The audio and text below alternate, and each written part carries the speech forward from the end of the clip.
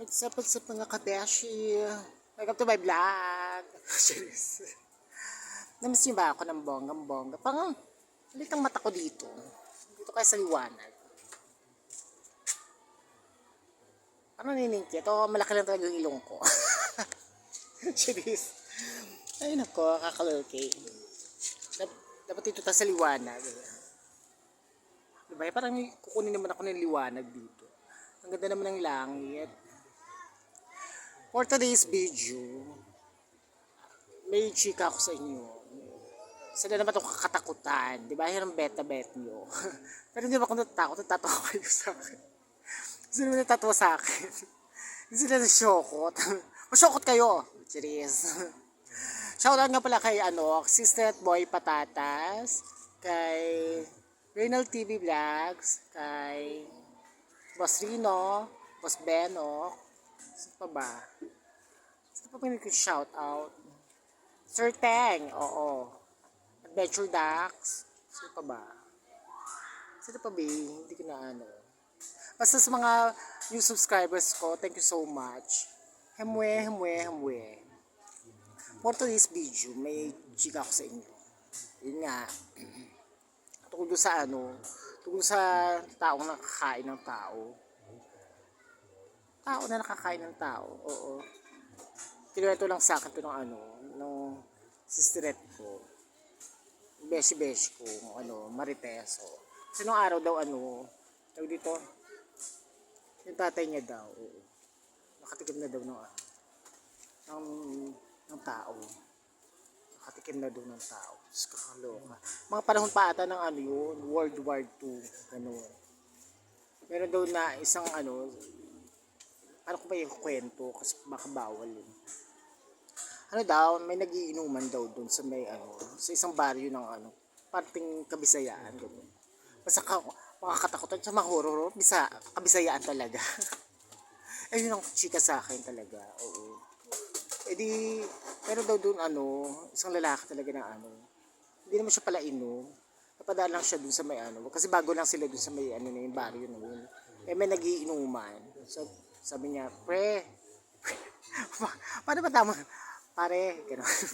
Takas maklalaki. Pare, halika muna dito. Shot ka sabi nga doon. Ewan ko, iba naman kasi yung Tagalog na sinauna, di ba? Paano ba tawag ng sinaunang kumpare? Tol. Hindi. Mali. Ano ba tawag ng sinaunang kumpare? 10, 9, 8. Hindi ko alam nakalimutan ko. Ano ba? Basta pre na lang. Ganun na lang. Pre, gano'n ka, shot ko muna dito. Gano'n. Ade, syempre, hindi niya maiwasan di ba? Na hindi shumat, gano'n. Hindi shumat siya ngayon.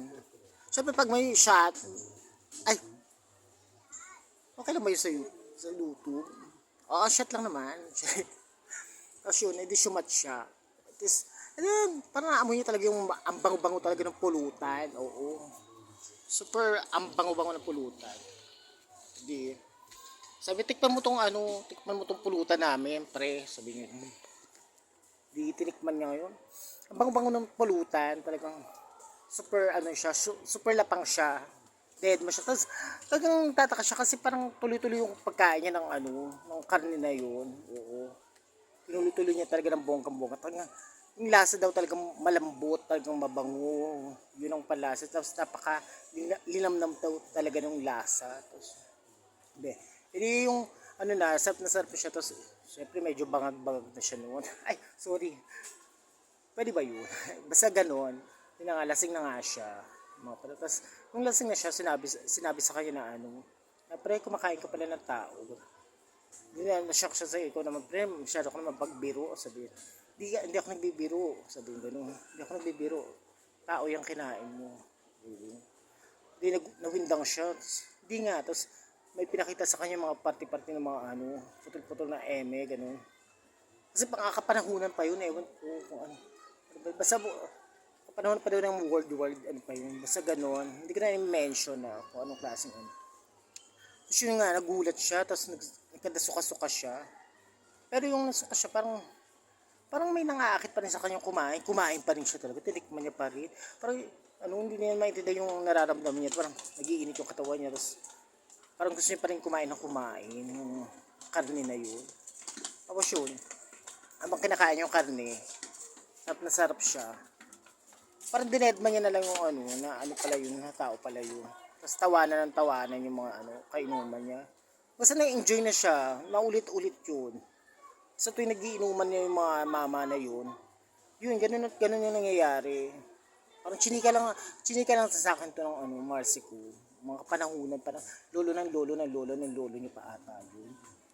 Diba? Ano kayong lasa nun, no? Kasi yun cannibalism yung tawag dun, diba? Oo. Parang nakakatakot tuloy. Parang pumunta ka sa North Sentinel, diba?